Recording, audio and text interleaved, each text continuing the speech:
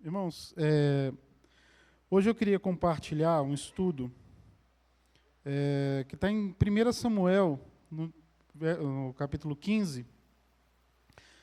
Nós vamos ler do primeiro versículo até o 23. Nós estivemos estudando nas últimas 2 quarta-feiras o que estava em Romanos 5. Nós falamos sobre a representatividade de Adão e de Cristo em relação à humanidade. E como as ações desses dois representantes afetaram e afetam a humanidade hoje. Nós vimos que Adão, enquanto o primeiro representante, pecou diante do Senhor, desobedeceu a Deus e, por causa disso, lançou toda a humanidade no reino da morte. Ao passo que Jesus, sendo colocado no texto como segundo Adão, ele nos transporta para o reino da vida.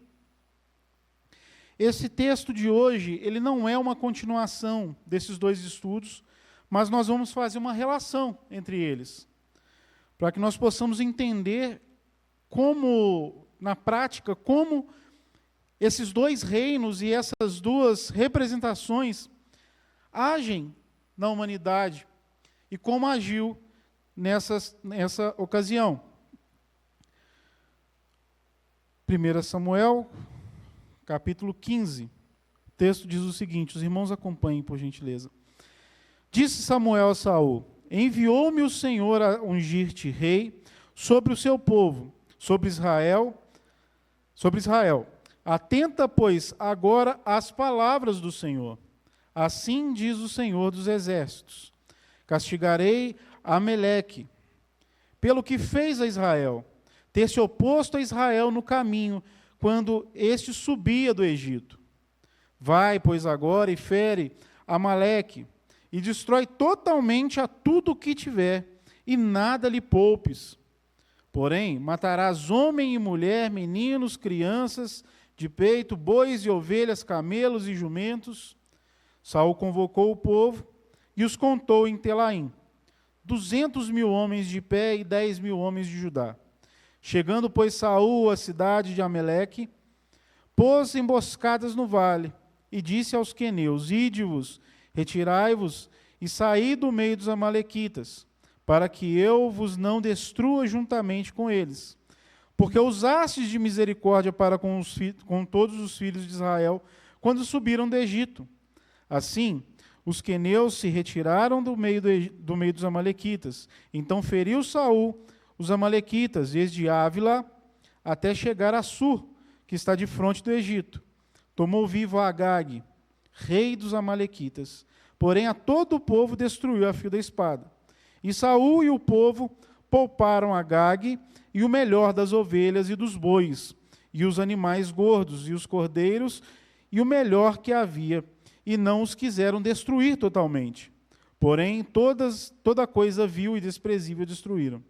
Então veio a palavra do Senhor a Samuel, dizendo: arrependo-me de haver constituído Saul rei, porquanto deixou de me seguir, e não executou as minhas palavras.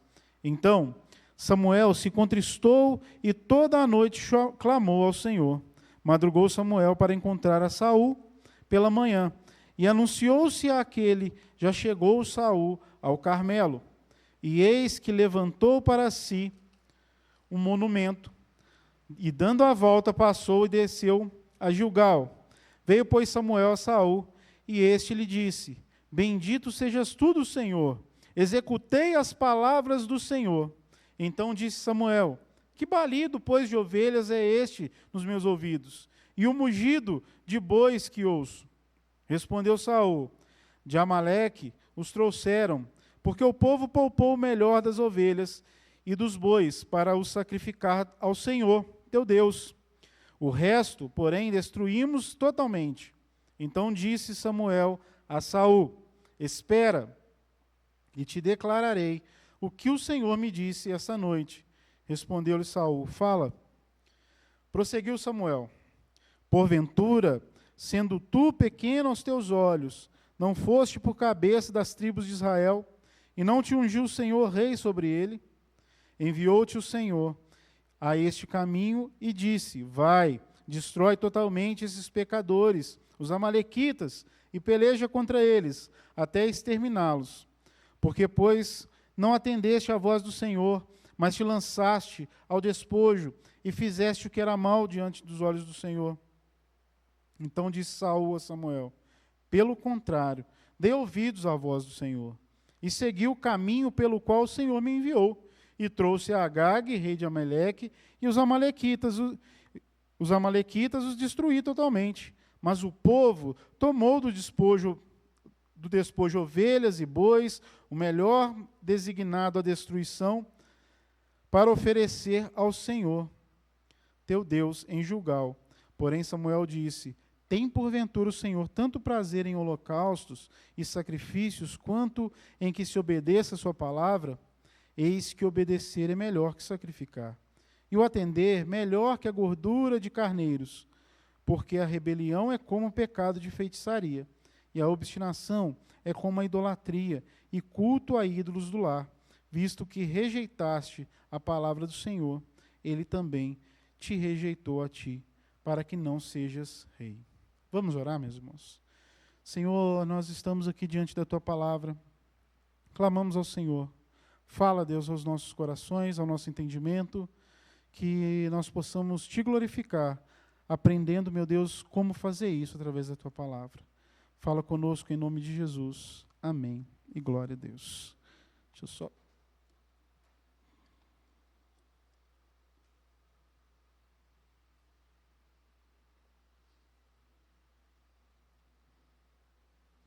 Meus irmãos, eu creio que muitos vão lembrar, no final dos anos 80, mais precisamente em 1989,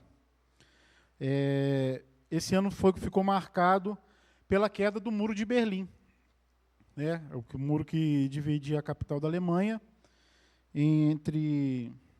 que era controlado pelos europeus, né, pelos aliados, ficou com uma parte e a outra parte dominada pela antiga União Soviética. Essa queda, ela deu início ali à queda da União Soviética. E isso marcou não só a questão ali da Guerra Fria, mas também marcou a mudança no comportamento humano. Nós passamos da era moderna, da modernidade, para a era pós-moderna. O que isso significa? Depois da Segunda Guerra Mundial, o mundo se dividiu em dois eixos, né, o capitalista e o comunista, encabeçados pelos Estados Unidos e pela União Soviética. Nesse período, houveram a dominação de vários governos totalitários. Inclusive, no Brasil, houve-se a intervenção militar, onde passou a ser o domínio completamente militar, onde a democracia foi limitada ali pelo governo militar. E isso houveram em vários países, mas todos com o mesmo argumento de estarem se protegendo, quer seja nos lados comunistas, quer seja do lado capitalista. E com isso houveram ali as resistências. E dentre essas resistências, houve um movimento nos Estados Unidos chamado movimento hippie, onde eles diziam que já não era tempo mais de viver pelas regras, era tempo de se viver pelo aquilo que se sentia, era tempo de se viver daquilo que acontecesse naquele dia. Não havia necessidade de seguir regras para se viver. Eles viviam, era questão do sexo livre, era uso de drogas, enfim. E essa ideia foi ganhando peso, foi ganhando forma no decorrer dos anos, e quando houve a queda do Muro de Berlim, onde ali havia-se as ideias que dividiam o mundo, uma delas ruiu, e teoricamente a outra dominaria, não foi bem isso que aconteceu. O que aconteceu foi que a sociedade, ela passou de ideias firmes, ideias fixas, naquilo que acreditava para qualquer ideia. Aquela convicção hippie acabou ganhando mais força, onde não era necessário mais regras, onde não haveria mais uma verdade absoluta. Então, tudo passou a ser relativizado. O relativismo tomou conta do mundo. Já não se havia mais aquele desejo do jovem de lutar pelos seus ideais. Já não havia ideais para lutar. Então, aquilo ali, nisso o consumismo tomou conta. Né? As pessoas que saíram das praças onde protestavam e passaram a ir aos shoppings para consumir. E a ideia que foi se desenvolvendo com isso foi o liberalismo, foi o pós-modernismo, onde tudo, absolutamente tudo, é relativo no pós-modernismo. O que isso significa? Que não há verdades absolutas. Então, isso recai sobre a igreja, tornando ainda mais a igreja inimiga do mundo. Porque nós cremos em uma verdade absoluta, mas o mundo rejeita. Só de se dizer que é uma verdade absoluta, que a palavra de Deus é uma verdade absoluta, o mundo a rejeita. Só que esse relativismo, ele passou aos poucos a entrar no nosso meio, pois nós relativizamos a palavra de Deus. Nós começamos para ganhar a simpatia do mundo, nós começamos a relativizar a palavra de Deus. Então, aquilo que antes era, hoje já talvez não seja. Talvez não precise ser. Mas nós vamos ver na vida aqui desse rei, desse homem que foi ungido rei de Israel, como essas coisas têm o seu fim, como essas ideias têm o seu fim. Saul, ele havia sido ungido rei de Israel, e nessa altura aqui do capítulo 15, ele já havia sido algumas vezes repreendido por causa de suas ações. Então, aqui, ele tem mais uma oportunidade de obedecer a Deus, de fazer aquilo conforme Deus havia mandado, coisas que ele havia falhado anteriormente. Lá no livro de Êxodo, no capítulo 17, nós encontramos, no período ali da peregrinação do povo de Deus do deserto para Canaã, saindo do Egito, nós vemos no capítulo 17 que houve, por parte desse povo, Amaleque, resistência contra o povo de Deus. Quando o povo de Deus estava ali saindo do Egito, indo em direção à terra de Canaã, esse povo resistiu e foi contrário a essa peregrinação.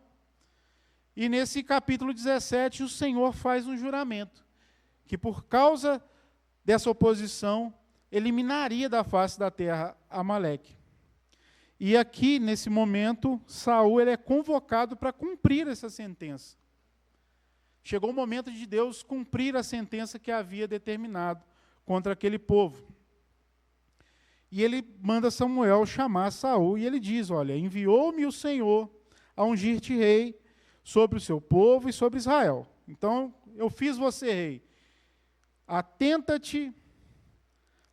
pois, agora às palavras do Senhor.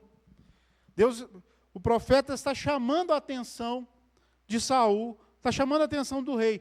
Presta atenção nas palavras do Senhor. Aquele que procura ser enfático, ele quer deixar claro, atenta à palavra do Senhor. Ele diz, castigarei a Amaleque pelo que fez Israel, ter se oposto a Israel. E lá no verso 3 ele diz, vai, pois, agora, e fere a Amaleque, destrói totalmente a tudo o que tiver, e nada lhe poupes. Então, ele está sendo enfático, ele está proferindo aquilo que Deus ordenou. Então, ele está sendo claro, a palavra do Senhor, ela é clara, é para destruir tudo o que há naquele país. É criança de colo, é mulher, é tudo, os animais, tudo é para ser destruído. Mas por que tudo precisa de ser destruído? Porque tudo Deus estava tomando para si. Aqui não haveria lugar para despojo de guerra, porque era comum nas guerras, é comum aquilo que o povo que é conquistado, os seus pertences são tomados pelos conquistadores. E nesse caso aqui, o conquistador era Deus quem estava enviando a punição, a sentença a Amaleque. E por isso, tudo deveria pertencer a Deus. O destruir completamente pode significar também, a palavra que é usada aqui, em hebraico, ela pode significar também dedicar completamente, oferecer completamente. Então, tudo pertencia a Deus. Tudo era para ser dedicado a Deus. Então, o Senhor estava requerendo para si tudo o que pertencia àquela nação como punição, como juízo, por terem se oposto à peregrinação ali, à passagem do povo de Deus no deserto. Então, nós temos aqui Samuel, um profeta reconhecido, sendo claro que é a palavra de Deus que ele está trazendo, e que essa palavra também é muito clara, que o Deus está requerendo tudo o que pertence a Amaleque como punição. Então Saul, ele segue ali para cumprir sua missão, e leva o seu exército, 200.000 homens de pé, 10.000 homens de Judá. E chegando Saul na cidade de Amaleque, colocou as emboscadas no vale e disse aos queneus: Ide-vos, retirai-vos e sai do meio dos amalequitas, para que eu vos não destrua juntamente com eles, porque usaste de misericórdia para com todos os filhos de Israel, quando subiram do Egito. Um detalhe muito importante aqui, que Saul, para poupar aquele povo ali, os queneus, ele cita o que ocorreu no deserto. E se ele está citando o que ocorreu no deserto, ele tem plena consciência do que está acontecendo. Então, significa que a mensagem que o profeta trouxe a ele, o recado de Deus que ele ouviu, estava bem claro na sua mente. Ele havia compreendido muito bem. Tanto que ele fez, até aqui, tudo que Deus havia ordenado. Como Deus, a punição, como o juízo era destinado a Amaleque, então não fazia sentido punir os queneus. Então Saul estava ciente do que estava acontecendo, do que ele estava fazendo ali. Não havia dúvidas no que ele deveria fazer. Então Saul invade, cumpre a ordem, né, de exterminar todo o povo, só que com um detalhe: ele tomou vivo, verso 8, versículo 8, a Agag, rei dos amalequitas, porém todo o povo destruiu o fio da espada. E Saul e o povo pouparam Agag e o melhor das ovelhas e dos bois e dos animais gordos e dos cordeiros e o melhor que havia, e não o quiseram destruir totalmente. Porém toda coisa vil e desprezível destruíram. Então, havia uma ordem clara que tudo pertencia ao Senhor. A destruição ali era um momento onde Deus requereria o que pertencia a Amaleque. Porém, olha o que o texto está dizendo. E Saul e o povo pouparam Agag. Era para matar todo mundo. Pouparam o rei. O melhor dos bois, dos animais gordos, dos cordeiros e o melhor que havia. Era para destruir tudo. O Samuel foi claro lá no verso 3, no versículo 3, que é para destruir bois, ovelhas, camelos e jumentos e tudo. Então havia aqui já um descumprimento da ordem do Senhor. Então veio ali a palavra do Senhor de novamente a Samuel. Ele reprova Saul mais uma vez. Aquela oportunidade que Saul estava tendo de novamente, talvez, entre aspas, provar o seu valor, ele havia desperdiçado.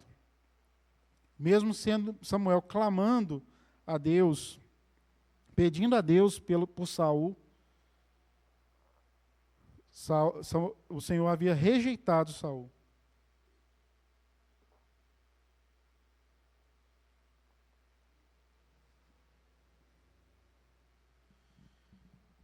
Deus até aqui havia rejeitado Saul por causa de sua desobediência. Samuel contristou, madrugou orando por ele, e chegou um mensageiro dizendo que Saul havia retornado da guerra. E o mensageiro ele traz mais um detalhe que Saul havia feito. Ele levantou para si um monumento.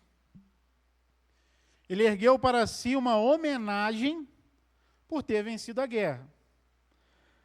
Nós podemos deduzir aqui, por inferência, que a construção desse monumento e a razão para ele ter deixado o rei vivo, contrariando a ordem de Deus, ela tem uma razão, ela teria um motivo. Seria um momento ali onde, diante dali do seu monumento, da sua homenagem, numa homenagem que o seu povo prestava ali ao rei, que era o herói de guerra, o rei inimigo seria exposto como um troféu. Então nós poderíamos estar falando aqui da vaidade de Saul, mas Saul em nenhum momento ele deixa isso explícito. Então fica na especulação. Só que quando ele foi questionado sobre o que ele havia feito, ele diz o seguinte, ele responde ao que Samuel pergunta. Samuel pergunta para ele: que balido, pois, de ovelhas é este nos meus ouvidos e mugido de bois que ouço? Aquilo que Saul havia poupado, estava denunciando ele. Não era para ter bicho ali. Por que tem bicho aqui? Que bicho, que monte de bicho que é esse que você trouxe? Aí, a resposta de Saul. A resposta de Saul, ela parece que o tom de Saul aqui é um tom de convicção, de quem fez a coisa mais correta, de quem fez algo lógico, algo muito racional, algo que deveria trazer orgulho para o Senhor. Porque ele diz, olha, antes de Samuel questionar, ele ainda fala, né? Executei as palavras do Senhor. Aí voltando lá no 15, de Amaleque os trouxeram, porque o povo poupou o melhor das ovelhas e dos bois para sacrificar ao Senhor teu Deus, o resto, porém, destruímos totalmente. Então, Saul, ele deduziu o quê?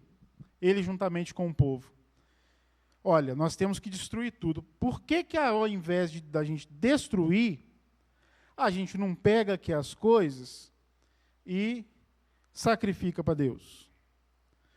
Só que a gente tem que lembrar que a destruição total aqui, Saul sabia exatamente o que isso significava, era exatamente o sacrifício que Deus exigia. Então Saul está inventando aqui um meio de ficar com o despojo da guerra. Ele está fazendo o mesmo lá que houve lá atrás, quando alguns homens pegaram o que era para ser destruído e todos foram mortos por isso. Saul, ele faz exatamente isso. Então ele está aqui, ele ergue um monumento para si. Ele descumpre a ordem direta de Deus e traz como argumento que está cumprindo, está fazendo algo para Deus. Ele está fazendo algo para servir a Deus, para agradar a Deus.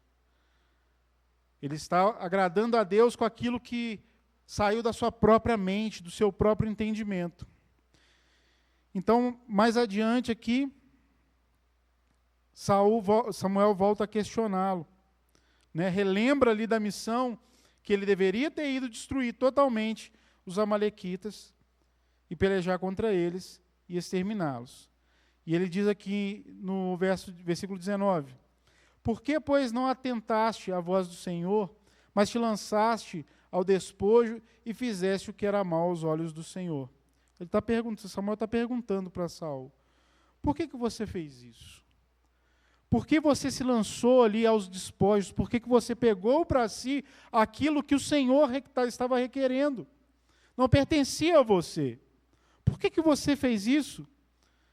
E a resposta de Saul é mais enfática. Pelo contrário, eu dei ouvidos à voz do Senhor e segui o caminho pelo qual o Senhor me enviou.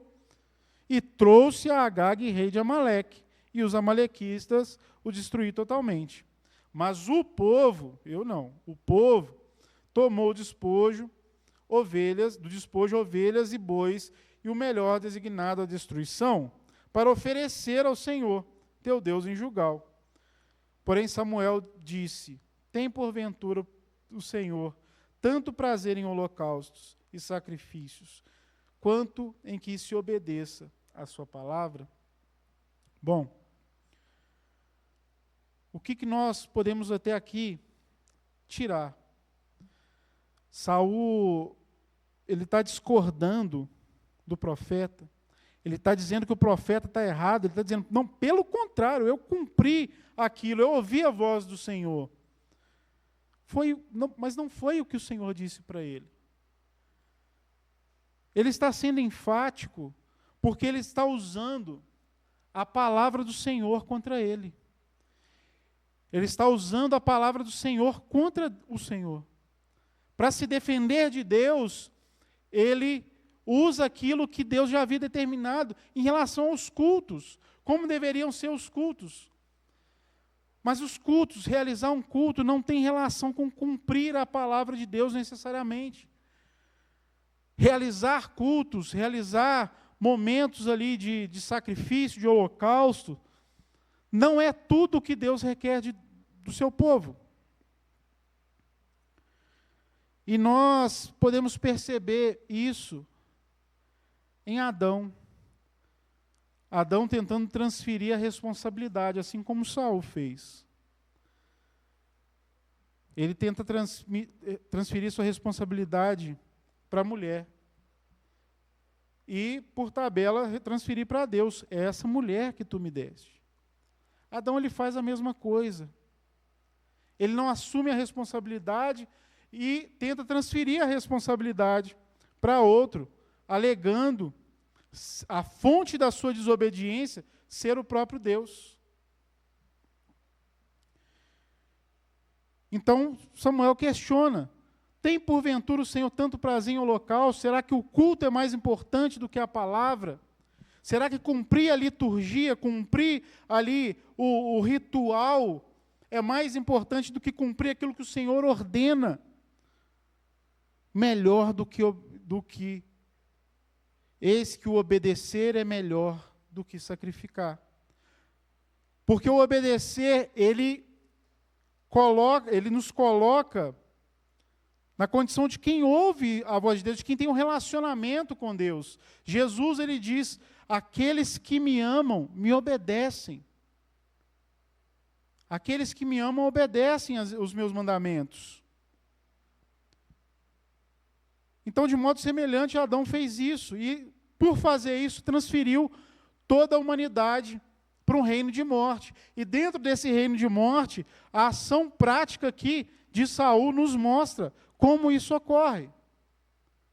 Por causa do pecado, por causa do amor ao pecado, por causa do nosso apego ao pecado, nós tentamos desviar de nós a responsabilidade. Queremos viver no pecado enquanto homens sem Deus, como humanos sem Deus, vivendo em Adão. Nós tentamos transferir a responsabilidade. Nós não assumimos isso. E transferir essa responsabilidade, meus irmãos, é como dizer que Deus é o culpado do pecado. O que seria uma heresia. O Senhor não é culpado do pecado. O Senhor não produziu o pecado, nós produzimos o pecado, Adão produziu o pecado, e veio dele. Nós falamos na semana passada sobre a mulher ter sido enganada, mas o homem, de forma deliberada, ele consentiu com o engano e pecou de forma voluntária contra Deus. E após ter feito isso, tentou transferir a culpa. E aqui o profeta Samuel ele conclui: porque a rebelião é como o pecado de feitiçaria, e a obstinação é como idolatria, e culto a ídolos do lar. A obstinação é aquele coração duro, é a certeza de que está certo, mesmo sem ter certeza. É aquele coração duro que diz que tem ali o espírito de Gabriela, que eu nasci assim e vou morrer assim, como se isso fosse algum mérito, como se isso não fosse algo que Deus quisesse tirar de nós, a nossa obstinação, a nossa convicção no pecado. E ele diz aqui que essa convicção, que essa obstinação é como a idolatria, e de fato é. Porque quando nós damos aqui uma resposta a Deus, como Saul deu, pelo contrário, dei ouvidos, eu estou fazendo o que Deus está mandando, mas não cumprimos de forma integral aquilo que Ele mandou, queremos cumprir somente aquilo que é aparente, aquilo que parece um culto. Quando nós fazemos isso, nós cometemos o pecado de idolatria, porque o nosso ídolo somos nós mesmos. Nosso ídolo é o nosso coração, são as nossas convicções. Nós não queremos abrir mão das nossas convicções, e elas se tornam ídolos para nós, E por tornar-se ídolos para nós colocamos isso no lugar de Deus, nós colocamos a nossa certeza de que o nosso culto é o melhor culto, de que se eu estou cumprindo todas as regrinhas que eu tenho que cumprir, está tudo ok. Sendo que existem ordens que vão para além disso. E para que isso dê certo, nós relativizamos aquilo que nós fazemos, nós relativizamos a palavra do Senhor. Nós dizemos cumprir os nossos rituais, os nossos cultos, o nosso sistema, nós procuramos cumprir. Mas aquilo que Deus ordenou, as coisas que Deus mandou diretamente para nós fazemos como Saul, nós relativizamos para atender os nossos próprios interesses. E quando nós fazemos isso, nós reduzimos a obra de Cristo. Porque a obra de Cristo foi cumprir aquilo que nós não fomos capazes de cumprir, aquilo que Adão não foi capaz de cumprir, de nos representar diante de Deus. E quando nós relativizamos a palavra de Deus, nós dizemos, eu só não consigo cumprir tudo que está na palavra de Deus só porque Deus mandou. A culpa é de Deus mesmo. Aí nós dizemos que Jesus ter cumprido integralmente aquilo que Deus mandou, ter cumprido cada ordem de Deus, isso não tem valor nenhum. É isso que acontece quando nós relativizamos a palavra do Senhor. Nós reduzimos aquilo que Jesus fez. Nós reduzimos a cruz. Por isso nós não devemos nos preocupar em cumprir regras.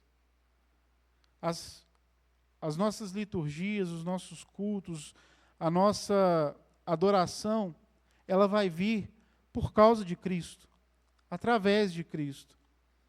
Porque Ele foi capaz de cumprir toda a lei. Ele foi capaz de cumprir aquilo que era necessário. O holocausto, nós não precisamos oferecer mais. Ele ofereceu, Ele foi o próprio holocausto, Ele foi o próprio sacrifício. E o que nos restou aqui? A obediência a Deus. O pecado nos faz relativizar aquilo que Deus ordenou. Adão relativizou a palavra de Deus. A serpente, o diabo, relativizou a palavra de Deus para conquistar a atenção e conduzir Adão e Eva a pecarem. A relativização do pecado nos faz rejeitar a voz do Senhor. A palavra do Senhor, ela é boa, ela é perfeita, ela é viva, ela é eficaz. Nós não podemos relativizá-la, mas nós devemos olhar para ela e nos enxergar nela.